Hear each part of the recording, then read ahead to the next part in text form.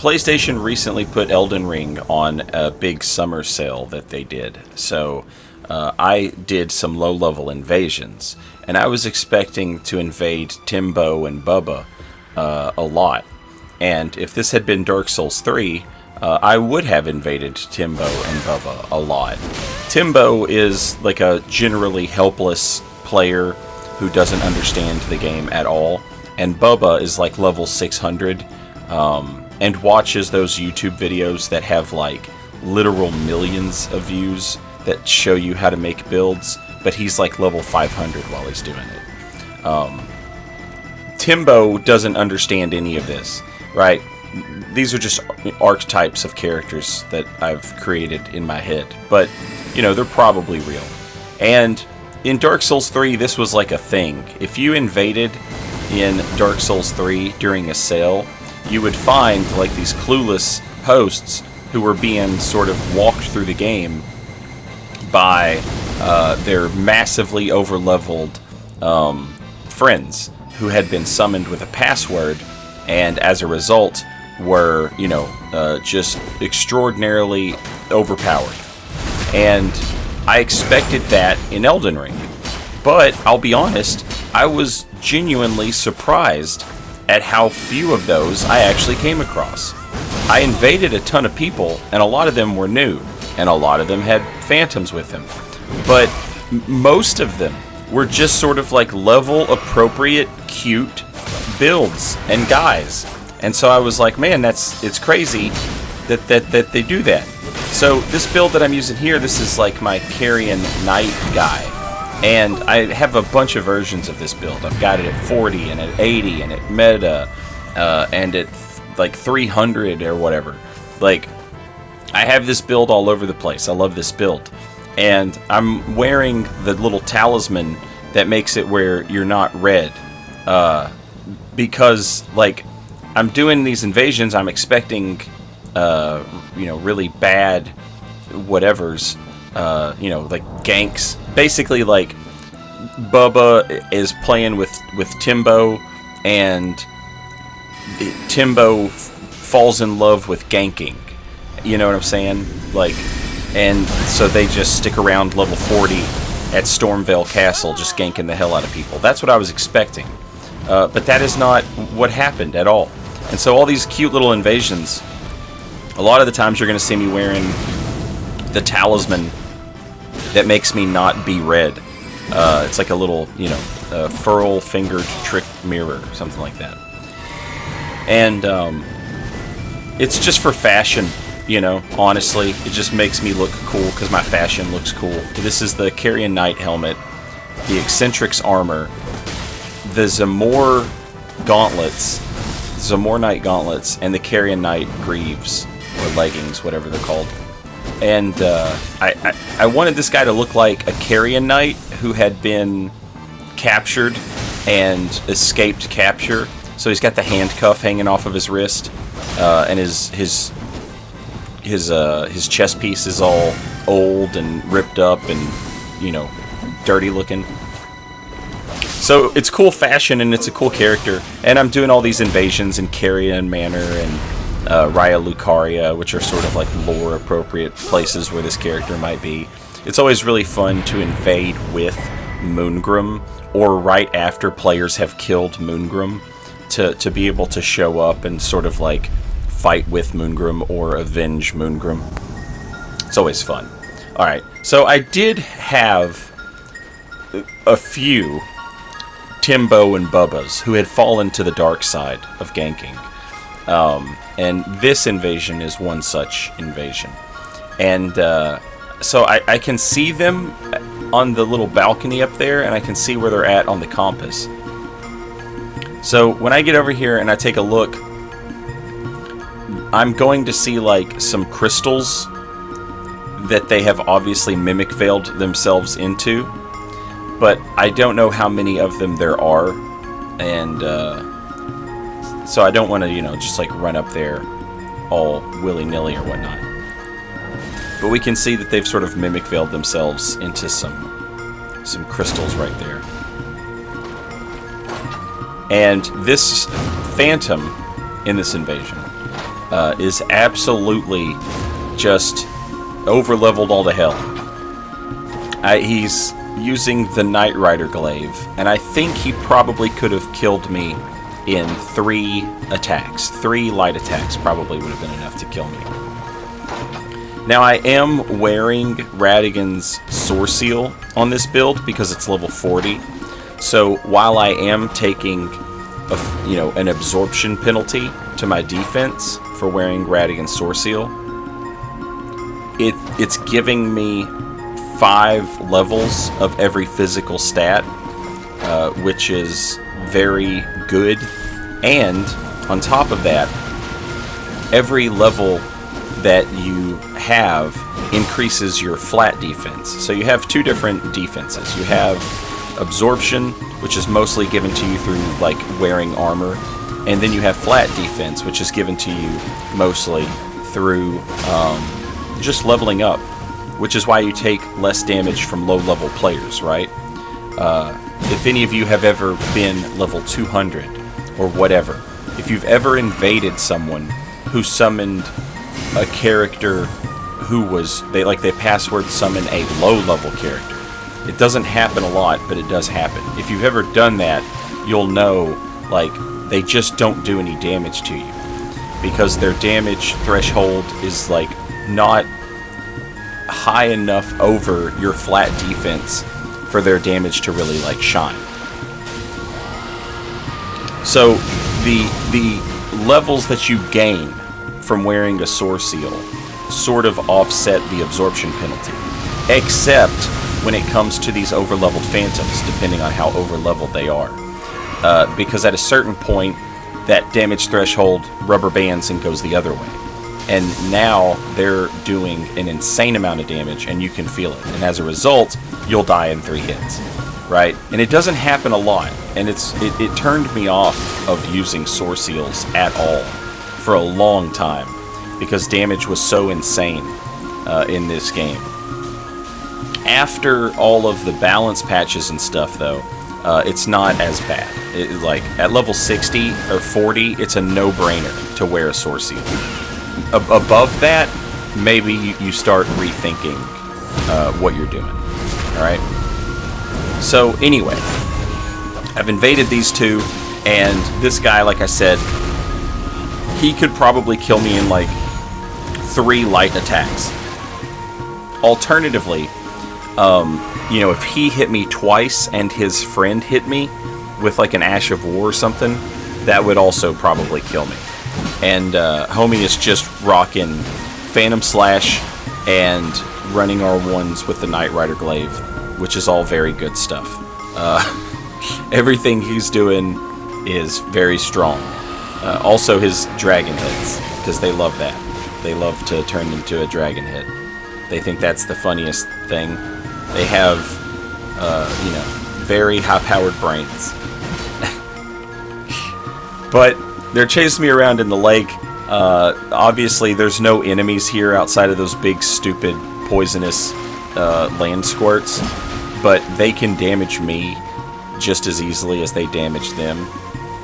And in a situation like this, where there's not a lot going on, the land squirts are going to hurt me more than they're going to help me, right?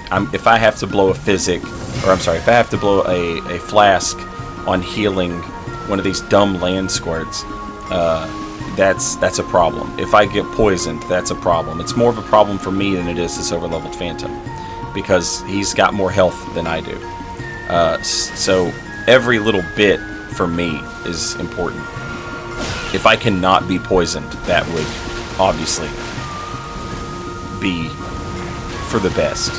But the way I have to dodge everything that they do, especially this stuff that is super, like super high range, like the dragon heads and all this other stuff, that's annoying. Also, the Phantom is using the Starlight Shards as well, because, why not? Why not? I honestly, the Starlight Shards I think are fine. My only problem is that, like, you can drop them from other people and dupe them. And so, and you can carry 10 per invasion. 10 per multiplayer session, whatever you want to call it. That's absurd.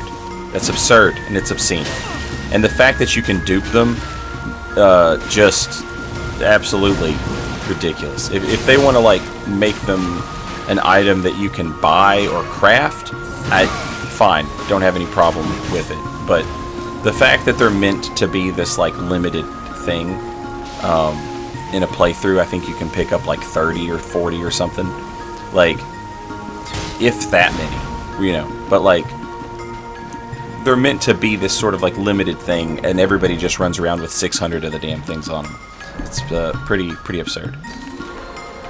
But yeah, so this sucks for me right here. And you guys have been saying you wanted longer invasions in the videos, so I've been making an effort to save some of these longer invasions, and we'll see what the view count says, if people really do want the longer invasions or not. It's hard to make this type of, I mean, you can see what I'm doing. I'm just regenning my health and playing hide and seek with these guys. Earlier you might have noticed I was flirting with the idea of going over here where these bats are. These bats are pretty annoying. They can do a lot of damage, and there's quite a few of them, but I don't know that they're actually there or not, because they hang out in the dark, and then they run over here whenever you get this scarab that has an Ash of War on it. Well, if they got the scarab before I got here, then the bats are gone, right? So I run over here and I kind of hide in this corner, which will give me a moment to use the Phantom Bloody Finger and reset my position. I don't want to go too far away. I just want to get up this ladder, because 99 times out of 100, players, it doesn't matter if you're good or bad at PvP, it doesn't matter. Unless you're pretty clever, you're not going to beat somebody who's on top of a ladder. And so yeah, I'm just going to get on top of this ladder. And it's basically checkmate, but they don't know that yet. I mean, to be fair, it's actually not. I kind of screw up a little bit, and I let them get too close to me. But the Phantom, thankfully, you know, I'm not trying to be rude, but he's being hard carried by the fact that he's, you know, whatever level he happens to be. His stats are doing like most of the work for him here.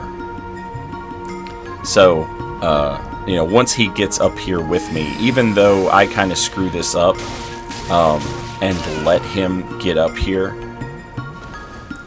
it doesn't end up biting me in the ass or anything, which is nice. It's actually kind of funny what ends up happening to this guy. But, you know, once I'm up here, it's just like Volcano Pots and Night Maiden's Mist, and there's just not anything that he would be able to do about any of this. But he does get up here, and then he goes for a kick, and then he realizes, uh-oh, I need to soft swap, and then he soft swaps back, and then he says, uh-oh, you know what? I need to heal. Alright, hang on, man, this isn't fair. I need to soft swap. Okay, so he soft swaps, and then he soft swaps back, and then he soft swaps, and then he then he soft swaps back, and then he soft swaps, and then a little verticality to finish things off. So that dude ended up being level 268. And if you've ever wondered, like, how does Saint know what level his opponent is? An invader gets like 10% of the runes that were necessary for a character's last level up. Right? So 25,286 runes is 10% of the runes required to hit level 268. This is maybe the only double parry I've ever gotten that I knew was going to happen, like, in the moment, and it worked out really well. This guy was also kind of big Bubba, but you know, not massive Bubba.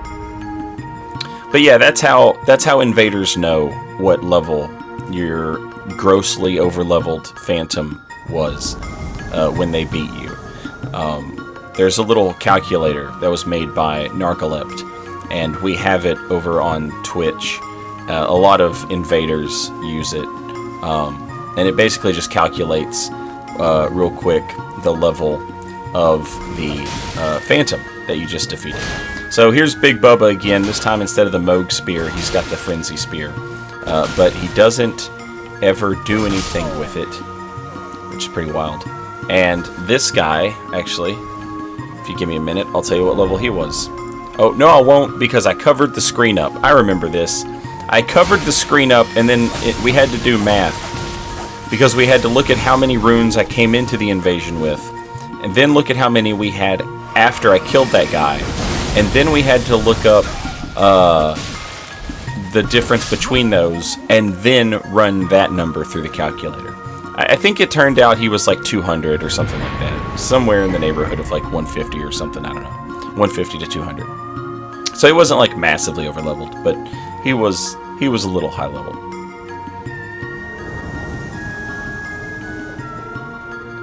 But yeah, look at this guy.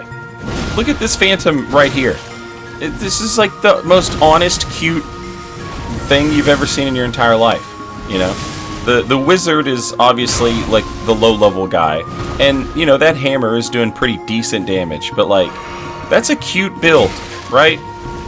And I don't remember what level this guy ended up being, but there's nothing egregious about that at all from a Phantom standpoint.